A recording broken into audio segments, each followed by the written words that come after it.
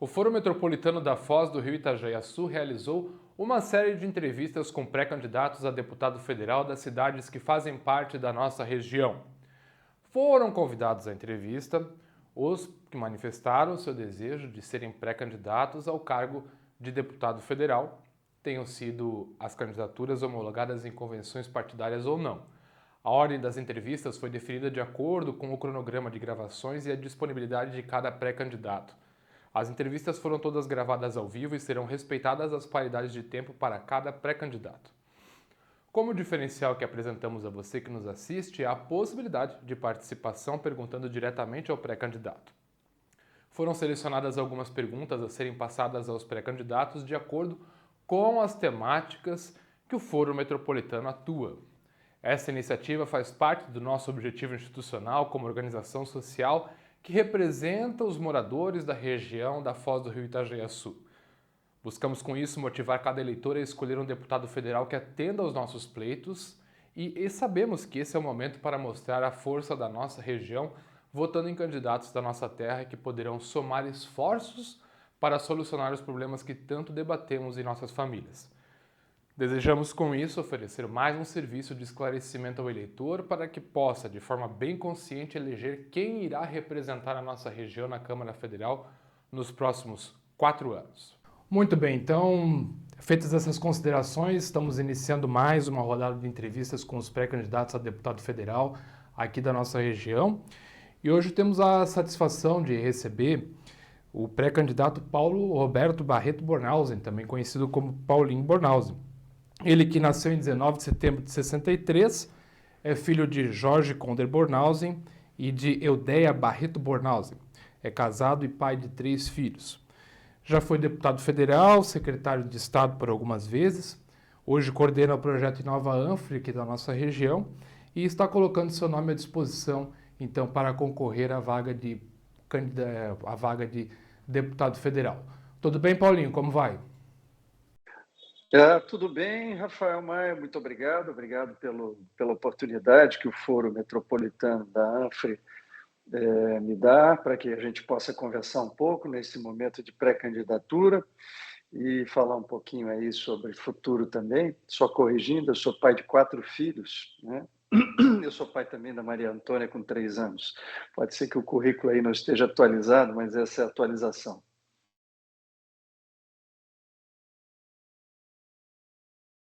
Perfeito, Paulinho. Acho que deve ter... Estava desatualizado lá. Mas então, começando a nossa entrevista, esse é um serviço que a gente está colocando a todos para que as pessoas possam conhecer, então, quais são os nossos pré-candidatos, o que desejam e qual é a importância efetiva de um deputado federal para a nossa região, não é mesmo? Então, a primeira pergunta que a gente tem feito a todos que se apresentaram aqui, Paulinho, é: com várias candidaturas a deputado federal, qual é a estratégia que você terá para garantir a sua eleição, para garantir a sua vaga lá em Brasília? Perfeito, Rafael. Primeiro, a campanha de deputado federal, ela é estadualizada, né? É lógico que eu, como eleitor, morador de Itajaí, eu tenho na região da Anfre uma base eleitoral importante, mas que não me garante a eleição, né? E dificilmente, pelo menos historicamente, um candidato se elege pela região. Qual é a minha estratégia? A minha estratégia é a que eu usei em todas as eleições que eu corri, foram 6 já. E nessas eleições, somados, Rafael, eu amealhei quase 2,5 milhões de votos dos catarinenses de todas as regiões e de todos os municípios. Então, eu sou um nome estadualizado, que provavelmente terei votos nos 295 municípios. Esse é o primeiro ponto da estratégia, né? Esse voto que virá em maior ou menor intensidade de todas as regiões de Santa Catarina me dá, pela experiência que eu tenho dos 3 mandatos, 3 eleições de federal e uma de estadual com votação crescente, uma grande perspectiva de poder realmente alcançar não só o coeficiente partidário, né, no partido que eu estou, mas também a eleição, a possibilidade de liderar né? Eu sempre fui o primeiro, o segundo mais votado nas eleições que eu concorri dentro dos partidos que eu concorri, né? Essa capacidade, ela é uma capacidade que ao longo do tempo a gente amealha com um bom trabalho, né, com uma perspectiva por parte do eleitor que realmente o candidato tem condições de exercer bem, né, o mandato para o qual ele disputa, né? Então, o meu desejo de concorrer a essa eleição é retornar a Brasília para poder bem representar o meu estado, em especial a região da ANFRE, que está sem deputado federal, sem representantes, e se ressente muito disso, né? Muitas candidaturas vão surgir, como vem surgindo, tem mais de 300 candidatos a deputados federais para 16 vagas. Na nossa região, deve ter 10, 11, ou talvez até mais, um número maior, mas com perspectiva realmente de se eleger, que tem essa capilaridade estadual, te diria que são muito poucos, mas muitíssimos poucos. Portanto, a expectativa de eleição é muito baixa e a possibilidade de eleição é muito baixa, né, para a maioria esmagadora dos candidatos, o que não tira o direito de participarem, mas é importante a população também se atentar que isto causa uma falta de representatividade. E depois nós vamos falar de quais são os efeitos danosos dessa falta de representatividade. Vamos conversar um pouquinho sobre isso, eu tenho certeza. Certamente, Paulinho. E nós temos um dado que desde 1963 não há eleição de um deputado federal aqui para a nossa região. E como você bem colocou, essa questão da representatividade é muito importante. Nós estamos numa região de pujança econômica muito grande. Somos a segunda ou talvez a primeira em termos econômicos no estado. Você se elegendo deputado federal, teríamos garantias de que representarias as demandas da nossa cidade, as demandas da nossa região, que são tantas, né? Você acompanha o nosso trabalho, a gente trabalha com a parte de infraestrutura, a parte de representatividade, a parte de controle social, são tantas que a gente discute. Então a gente está procurando e entrevistando todos os pré-candidatos nesse sentido. Tu és daqui, vais garantir a representação da nossa cidade? Olha, meu compromisso, mesmo sem mandato, muito antes da eleição e durante todos os mandatos que eu tive, foi com Itajaí região, né? Foi com a ANFRE. Tanto que em 2015, quando eu iniciei minhas atividades privadas, depois de terminar o mandato de deputado federal em 2014, residindo em Itajaí, eu fui convidado pelos 11 prefeitos da ANFRE para assumir um projeto que nós lideramos, criamos, chamado Inovanfre, que hoje, né, depois desses quase 8 anos, vai trazer benefícios, e já está trazendo, e vai trazer muito mais benefícios a toda a população da nossa região. Mesmo sem mandato, eu fiz esse trabalho. Estamos falando aí do projeto de infraestrutura, né, o projeto de mobilidade urbana, estamos falando do Centro de Inovação, do Distrito de Inovação, que está saindo, da formação de líderes, né, do projeto Anfretec, que tratou mais de 10 mil crianças dos nossos 11 municípios para a tecnologia da inovação, principalmente para programação, né? A programação de computadores, né? Para games nas escolas, formando cidadãos do futuro. Então, eu tenho essa posição. Também como aconteceu, né, nos últimos 30 dias, eu intercedi junto à liderança do meu partido na Câmara Federal e nós conseguimos trazer aí para o Hospital Marieta e para o Pequeno Anjo mais de R$1,5 milhão, R$1 milhão para o Marieta e 500 para o Pequeno Anjo, mesmo sem mandato. Então, meu compromisso está mais do que colocado, meu compromisso é fechado, né? Já conversei com muitas pessoas e com muitas entidades da nossa região e gostaria realmente de poder me eleger deputado federal para cumprir este papel, que é um papel de olhar pelas pessoas e olhar pelo desenvolvimento, o bom desenvolvimento da nossa região. Perfeito, Paulinho. Eu vou chamar agora uma pergunta de uma das pessoas que moram aqui em Itajaí, e ela pergunta exatamente algo que você colocou. O que um deputado federal faz e como um deputado federal pode influenciar na vida dela? Eu vou rodar a pergunta e depois eu retorno contigo. Só um instante. Vai. O que faz um candidato a deputado federal? E o que ele pode fazer para mudar a minha cidade? Paulinho, está aí a pergunta do Fábio. Ele pergunta, então, como eu te falei, o que um deputado federal pode principalmente fazer para mudar a sua cidade e a sua região? O deputado federal, ele é um legislador, então ele tem que fazer leis. Primeiro aspecto do deputado federal é cuidar de fazer leis, né? E eu fiz algumas leis na minha vida e tive a oportunidade. Essas leis têm que servir as pessoas para melhorar a vida delas, né? Participar de comissões que decidam projetos de lei que vêm do governo, para também melhorar a vida das pessoas, tratar de finanças, saúde, educação, segurança, que são temas principais. Eu vou citar aqui uma lei da minha autoria, que é a lei dos voluntários, né, a lei do trabalho voluntário no Brasil, que hoje serve a mais de 50 milhões de voluntários e milhões de entidades espalhadas em todo o território nacional. Essa lei, ela protege o voluntário, ela protege a instituição, para que a instituição não seja prejudicada por falsos voluntários, como eram no passado, antes da lei existir. A lei foi sancionada em 98 pelo presidente Fernando Henrique, da minha autoria, essa lei, e ela serve hoje quem? Olhar as entidades filantrópicas da nossa cidade, entidades públicas, por exemplo, a PAI é uma das entidades que se beneficia, bombeiros voluntários, bombeiros comunitários, os salva-vidas civis que estão nas praias, todos eles estão dentro da lei dos voluntários e servem à sociedade brasileira, né, da melhor forma possível. Então, o deputado faz leis, aprova leis e participa de debates importantes. Depois, define o orçamento do país. O orçamento é a ponta principal da democracia.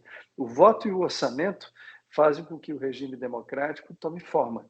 Então, no orçamento, o deputado tem que cuidar das suas emendas para poder atender, né, as suas regiões. Então, já dei um exemplo, mesmo sem ser deputado, tendo prestígio, tendo passado lá por 3 vezes, tendo sido líder do meu partido no Congresso Nacional, tendo sido governo e oposição, conhecendo bem, sendo filho, neto de senador da República, tendo conhecimentos e tendo bons serviços prestados, com prestígio a gente consegue atender bem o Estado da gente. Então, essas emendas, elas têm que vir para atender unidades, por exemplo, né? Entidades que fazem trabalho precisam de emendas, a cultura, né, que precisa um deputado ajudando o acesso aos programas de cultura que tem no Brasil para atender as nossas aqui, o esporte, né, também precisa, as leis de incentivo, o deputado pode facilitar no sentido de poder ajudar a tramitação dos processos dentro da lei, mas fazendo com que isso venha, esses recursos venham para a nossa cidade, que venham para a nossa região.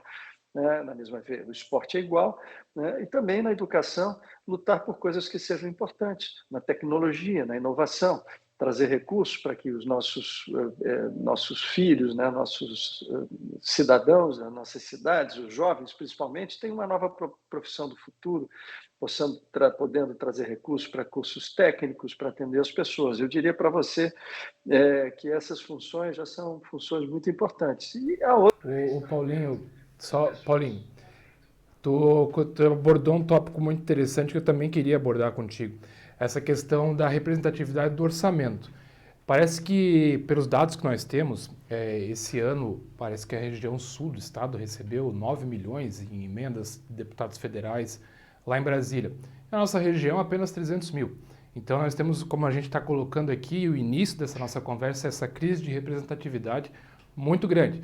Então, para a gente explicar de forma didática para a comunidade, exato, o que o deputado federal vai fazer? Pois não. Abre. Marieta. O Hospital São José, Fecha. que é igual ao Hospital Marieta, lá em Criciúma, por ter deputados federais na região, recebeu este ano 9 milhões de reais em emendas para quê? Para tirar as filas do SUS, para diminuir as filas de operação, né, as eletivas, seletivas, todos os tipos de operação que as pessoas têm que fazer, ortopédicas e outras tantas, 9 milhões. O Hospital Marieta, quando eu tive lá com a irmã Mércia, tinha recebido 350 mil o ano inteiro. 9 milhões em Criciúma, 350 mil aqui. Eu consegui volto a dizer, junto à liderança do meu partido, que nós trouxéssemos emergencialmente R$ 1 milhão por emenda parlamentar feita pelo líder da bancada, né, lá do PSD, que é o partido que eu participo. Eu consegui com ele que colocasse R$ 1 milhão aqui no Marieta e 500 mil no Pequeno Anjo para ajudar esses dois hospitais que são tão importantes para a nossa região, em especial para Itajaí. Se tivéssemos um deputado federal trabalhando, com certeza absoluta esse assunto não teria sido tratado dessa forma, nós teríamos tido muito mais recursos repassados aos nossos hospitais.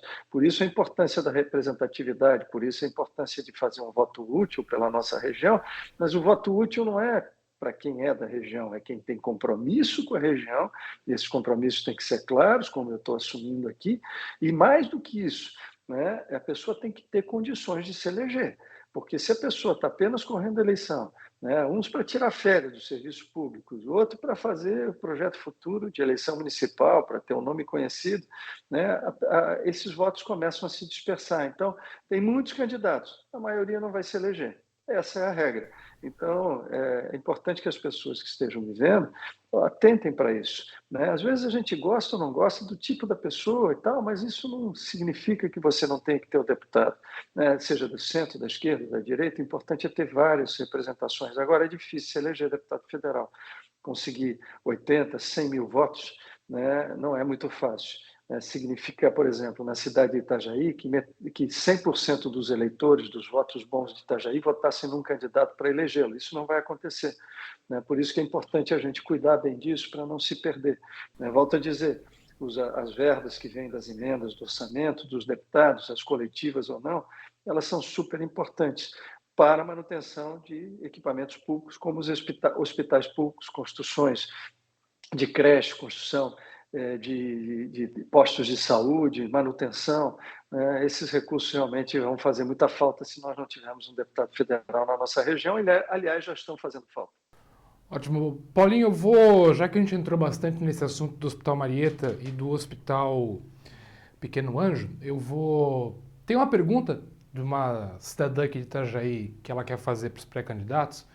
Ela pergunta quanto de recurso você já trouxe, ou quais foram o que você já fez pelo Hospital Marieta. E depois eu vou emendar uma pergunta para ti. Vamos escutar a primeira pergunta dela.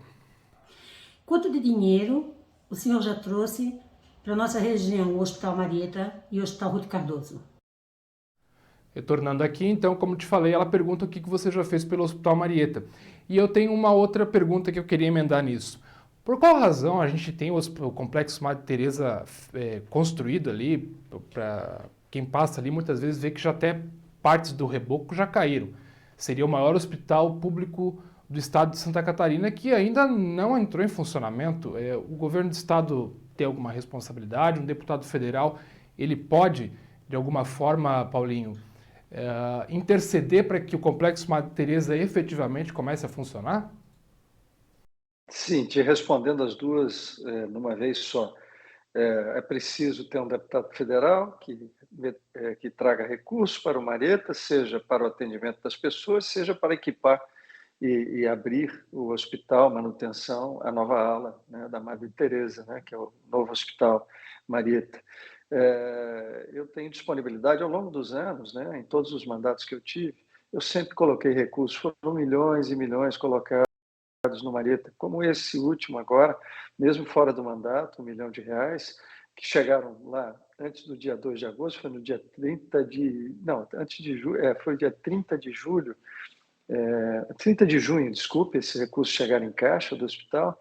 Até passei lá, a irmã Messia me agradeceu, eu estava muito feliz porque ela tinha feito um esforço danado na Covid para atender todo mundo e fez, o hospital se saiu muito bem, mas ela ficou com uma dívida danada porque ela optou em fazer mesmo sem ter dinheiro, que aliás é a missão da saúde, e nós trouxemos os recursos para que o hospital pudesse botar em dia suas contas. Então, ao longo da vida, trouxe muitos recursos, volto a dizer, milhões de reais, não vou aqui fazer não tenho esses dados, mas posso te dizer, e o hospital pode comprovar, de que eu sempre tive a minha participação. Por outro lado, abrir a nova ala depende também de ter prestígio no governo federal, para que a gente possa, porque não é só abrir, tem que ter manutenção. Né? A gente vai precisar, no conjunto de União e Estado, né, governo federal, governo estadual, poder deixar o hospital aberto atendendo as pessoas. Mas eu acredito muito nisso, isso é um compromisso meu com a cidade. Né? Aliás, o Marieta é o nome da minha avó, o nome da minha avó, Marieta Conde Bornhausen. Né? Se eu não tivesse nenhuma razão, pela memória da minha avó já faria, mas ela é apenas mais uma lutadora, uma batalhadora, foi uma grande voluntária em Itajaí, sempre trabalhou para as pessoas mais humildes, e o hospital leva o nome de uma pessoa de bem. E eu quero preservar sempre esse hospital, quero que ele seja sempre um hospital que sirva à sociedade de Itajaí, da região, porque ele é um hospital regional, e também quero preservar a memória da minha avó, né, que merece todo o carinho do mundo, né, pela avó que ela foi. Então, eu sou 100% Marieta. Paulinho, então, ótimo. Acho que as pessoas precisam ficar atentas a essa questão do hospital. É um hospital muito grande, esse hospital não está funcionando, e até como registro histórico fica isso aqui. Agora, no início de agosto, a gente está ainda com o hospital, com o Complexo Madre Teresa ainda não funcionando. Mudando de assunto, Paulinho, vamos passar para um outro tópico que é abordado aqui intensamente pelo Foro Metropolitano, é a questão da infraestrutura. A infraestrutura da nossa região é lamentavelmente negligenciada, não sei se de forma deliberada ou não, pelo governo federal. Tem a BR-101 que é uma verdadeira vergonha. Tivemos posso chamar o escândalo do puxadinho do aeroporto de Navegantes. Temos o porto de Itajaí em vias de ser privatizado. Vamos conversar agora sobre BR-101. Tem uma pergunta que eu vou passar e aí depois a gente vai entrar nesse assunto. Vamos lá. Gostaria de saber do senhor candidato quais são os projetos para a BR-101, que está uma vergonha, está parada e não temos como nos locomover de um lugar para o outro. Como bem falou a senhora ali, ela coloca BR-101, eu adiciono a BR-470 hoje.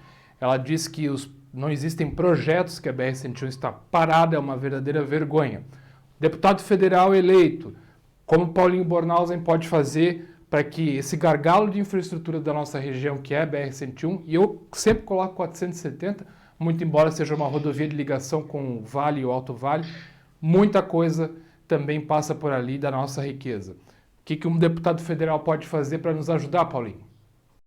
Vamos lá, vamos por etapas aqui, falar um pouco sobre esse gargalo que nós estamos vivendo, mas que é uma grande oportunidade de nós podermos resolvê-lo para os próximos 50 anos, né, meio século. Primeiro, a questão da BR-101. A BR-101 ela tem uma solução em cadeia, nós precisamos resolver algumas questões para que ela possa voltar a ser uma veia desentupida da nossa região.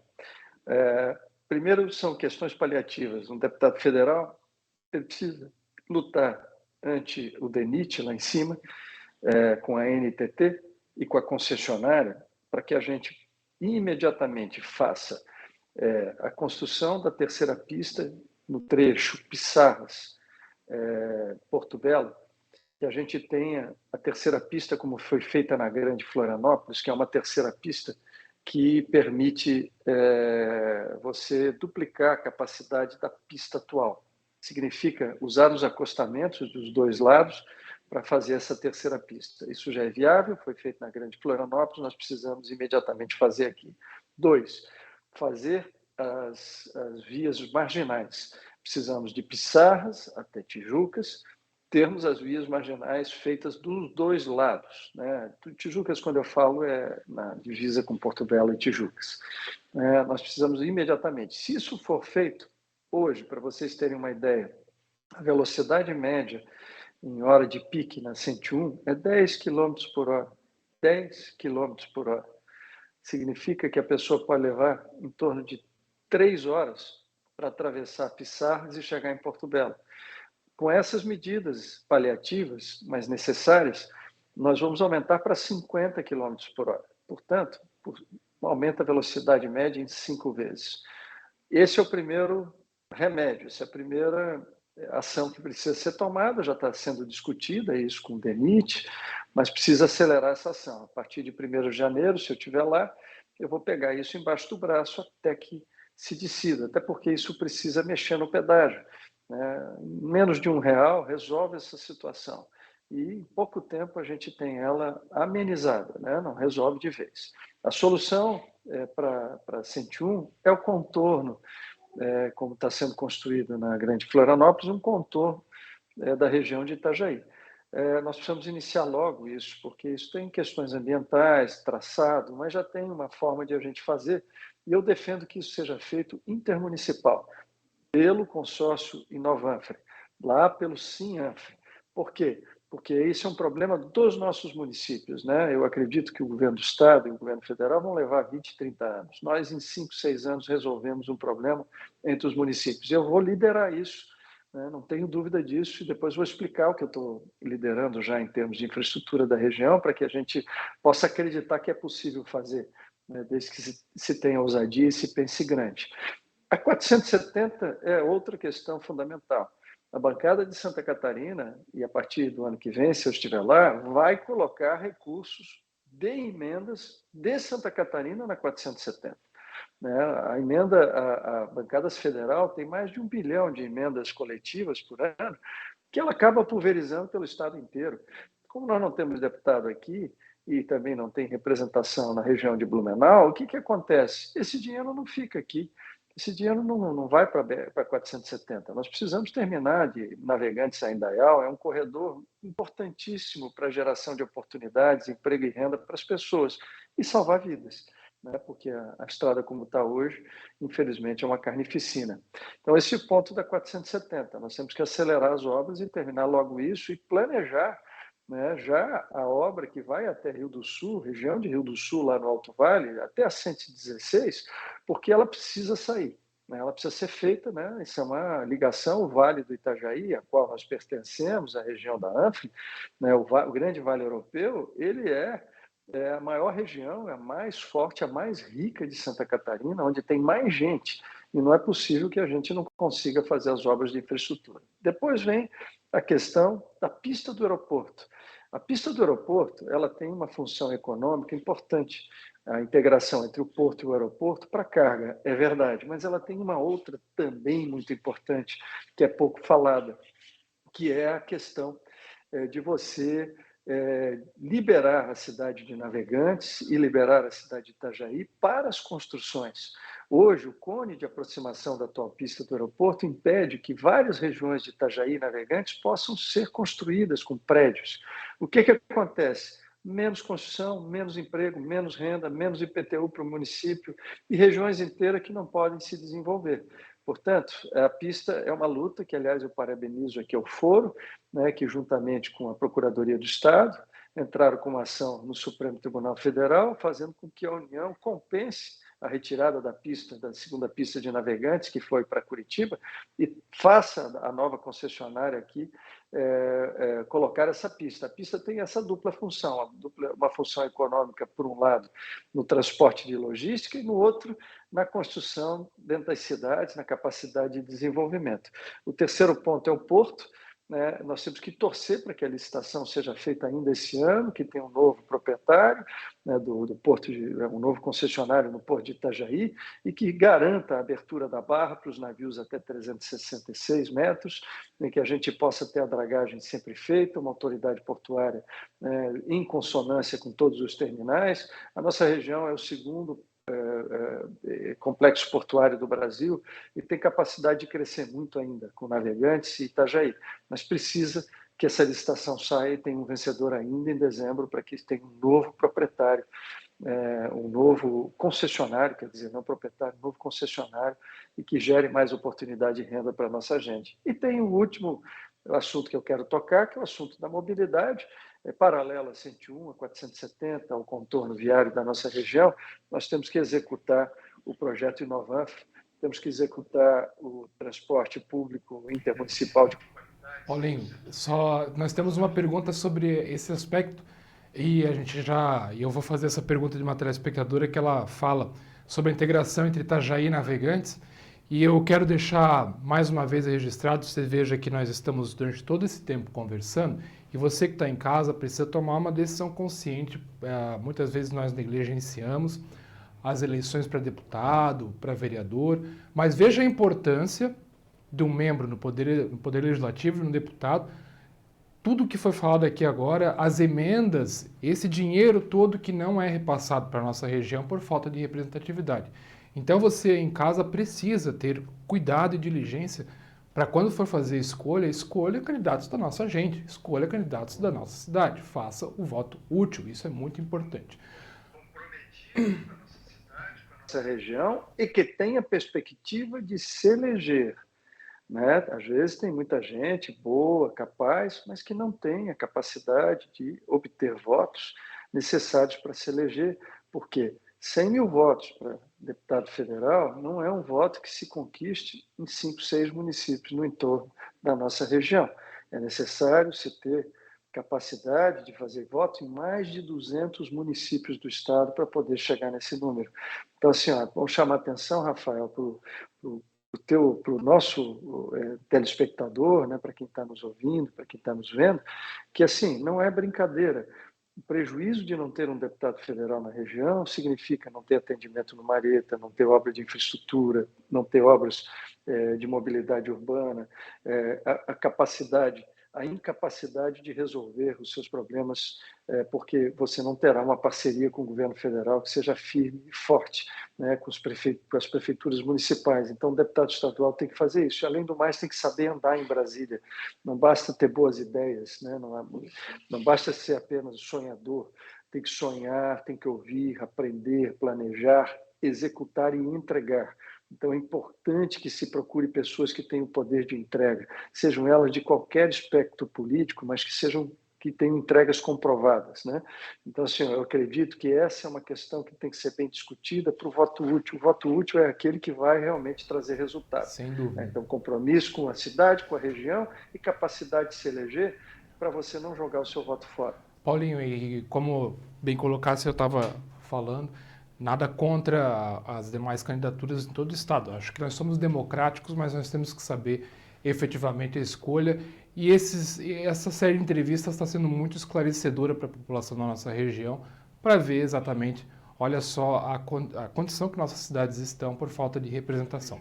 Paulinho, nós estamos nos encaminhando já para os minutos finais, nós temos mais 10 minutos.